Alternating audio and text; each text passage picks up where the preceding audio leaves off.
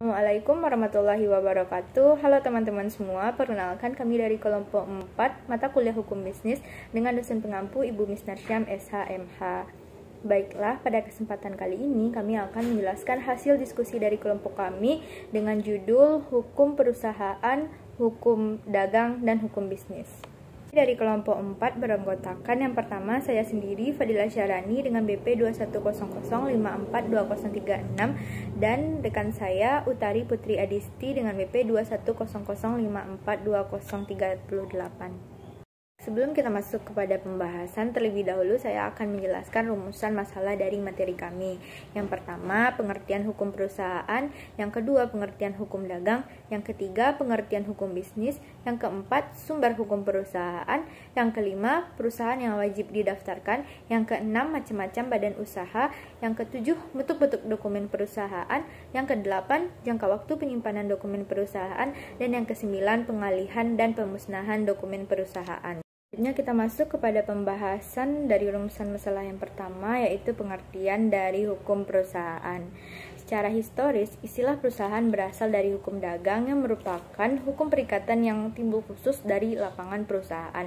Hukum dagang ini merupakan hukum perdata khusus yang dirancang atau diciptakan bagi kaum pedagang. Artinya, pemberlakuannya hanya diperuntukkan bagi kaum pedagang saja, tidak untuk digunakan oleh orang-orang di luar pedagang.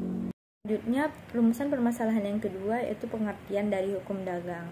Apa sih hukum dagang itu? Nah, untuk menjawab pertanyaan ini kiranya perlu diperhatikan sistematika Kitab Undang-Undang Hukum Dagang. Kitab Undang-Undang Hukum Dagang itu sendiri dibagi ke dalam dua buku. Buku yang pertama tentang dagang pada umumnya dan buku yang kedua tentang hak-hak dan kewajiban yang terbit dari pelayaran. Tetapi jika dicermati secara seksama, dalam Kitab Undang-Undang Hukum Dagang tidak ada definisi apa yang dimaksud dengan hukum dagang.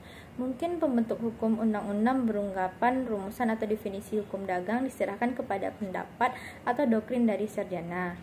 Nah, untuk memahami makna hukum dagang, berikut dikutip rumusan hukum dagang yang dikemukakan oleh para sarjana, yaitu yang pertama, hukum dagang adalah hukum yang mengatur soal-soal perdagangan, yaitu soal-soal yang timbul karena tingkah laku manusia dalam perdagangan.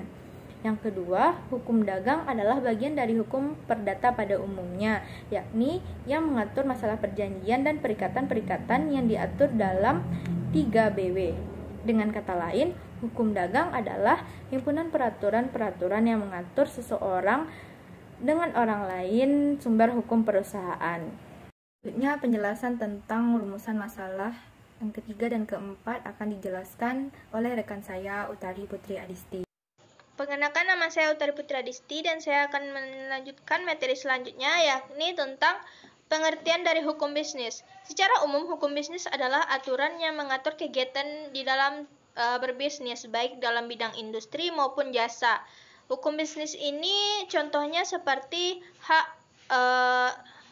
hak monopoli ataupun hak kekayaan intelektual, hukum perbankan maupun jaminan hutang.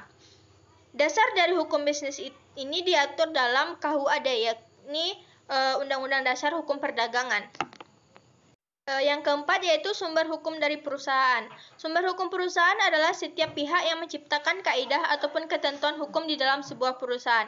Sumber hukum perusahaan itu terbagi dari beberapa seperti perundang-undangan, kontrak perusahaan ataupun perjanjian yang dibuat antar perusahaan, jurisprudensial dan kebiasaan-kebiasaan yang terjadi di dalam sebuah perusahaan.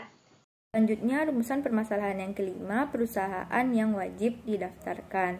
Nah, untuk perusahaan yang wajib didaftarkan, menurut pasal 1 huruf B Undang-Undang Nomor 3 Tahun 1992 tentang wajib daftar perusahaan adalah setiap bentuk usaha yang bersifat tetap dan terus-menerus dan didirikan, bekerja, serta berkedudukan dalam wilayah Republik Indonesia untuk tujuan memperoleh keuntungan atau laba.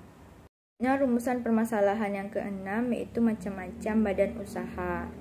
Nah, bentuk-bentuk usaha itu bermacam-macam. Di antaranya, yang pertama ditinjau dari jumlah pemilik modalnya, yaitu usaha perseorangan, usaha dalam bentuk intuisi atau badan atau yang biasa kita sebut dengan persekutuan. Yang kedua ditinjau dari segi himpunan, badan usaha dibagi menjadi dua. Yang pertama, himpunan orang atau personal society atau nirlaba. Nah, himpunan orang ini memiliki ciri-ciri khusus atau karakter, antara lain pengaruh asosiasi terhadap anggotanya sangat besar, anggotanya sedikit atau terbatas, dan anggotanya tidak mudah keluar masuk atau tertutup.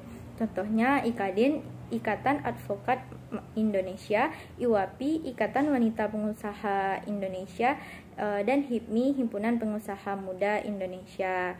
Nah, yang ketiga, baik secara teoritis maupun ditinjau dari status hukumnya, bentuk usaha atau perusahaan memiliki dua bentuk. Yang pertama, bentuk usaha atau perusahaan bukan badan hukum. Yang kedua, bentuk usaha atau perusahaan badan hukum. Yang ketujuh yaitu bentuk-bentuk dokumen perusahaan. Pengertian dari bentuk dokumen perusahaan yakni seperti catatan ataupun keterangan mengenai sebuah perusahaan ataupun struktur dari sebuah perusahaan yang baik secara tertulis maupun tidak tertulis gitu. Jenis dari dokumen perusahaan itu sendiri seperti catatan, bukti pembukuan, data pendukung administrasi keuangan yang merupakan bukti adanya hak dan kewajiban serta kegiatan dari suatu perusahaan. Yang selanjutnya yaitu dokumen lainnya. Dokumen lainnya yaitu data ataupun setiap tulisan yang berisikan keterangan yang mempunyai nilai guna bagi perusahaan meskipun tidak terkait langsung dengan dokumen sebelumnya. Yang kedelapan, jangka waktu penyimpanan dokumen penting bagi sebuah perusahaan. Menurut pasal 11 UU DP mewajibkan perusahaan untuk menyimpan catatan yang dimaksud pada pasal 5. Pembukuan yang dimaksud pada pasal 6 dan pendukung administrasi keuangan yang dimaksud pada pasal 7 ayat 2. A selama 10 tahun terhitung sejak akhir tahun buku perusahaan yang bersangkutan. Sementara ketentuan pada pasal 11 di atas menggantikan ketentuan jangka waktu penyimpanan dokumen perusahaan yang diatur pada pasal 6 KUHD yang mewajibkan perusahaan menyimpan dokumen perusahaan selama 30 tahun. Pengalihan dan pemusnahan dokumen perusahaan. Dalam rangka teknologi, maka dokumen perusahaan dapat dialihkan ke dalam mikrofilm ataupun media lainnya. Dokumen ini dibuat dan dianggap sebagai alat bukti yang sah di dalam sebuah perusahaan. Pengalihan dokumen tersebut diwajibkan untuk dilegalisir oleh pemimpin perusahaan. Tujuan dari pembuatan mikrofilm ini agar berita-berita ataupun dokumen perusahaan yang akan dialihkan itu dapat digunakan untuk seterusnya. Dalam pengaturan mengenai perusahaan keuangan berdasarkan pemimpin perusahaan, bahwa setiap dokumen yang didapatkan ataupun yang akan dimusnahkan oleh sebuah perusahaan itu akan dilegalisir terlebih dahulu, baik atau tidaknya untuk perusahaan ke depannya. Mungkin demikian yang dapat saya sampaikan. Saya kembalikan kepada Fadila. Kepada Fadila, dipersilakan. Baiklah teman-teman, setelah teman-teman mendengar pembahasan dari materi kami tadi, maka saya akan menjelaskan sedikit kesimpulan untuk materi kali ini. Kesimpulannya adalah hukum perusahaan merupakan hukum yang timbul dari adanya perikatan antar perusahaan. Sementara hukum dagang dan bisnis merupakan hukum yang hampir sama karena sama-sama berpatok pada suatu kegiatan perdagangan dan hubungan satu sama lain agar saling menguntungkan. Nah, hukum perusahaan bersumber pada undang-undang, perjanjian, serta kebiasaan di suatu perusahaan. Dan untuk dokumen di suatu perusahaan disimpan dalam jangka waktu 10 tahun menurut pasal UUDP dan 30 tahun menurut pasal 6 KUHD. Baiklah, sekian penjelasan dari kami. Semoga apa yang kami sampaikan dapat menambah pengetahuan dan wawasan teman-teman mengenai hukum bisnis, hukum dagang, dan hukum perusahaan. Terlebih dan terkurang kami memohon maaf. Wabillahi taufiq wal hidayah. Wassalamualaikum warahmatullahi wabarakatuh.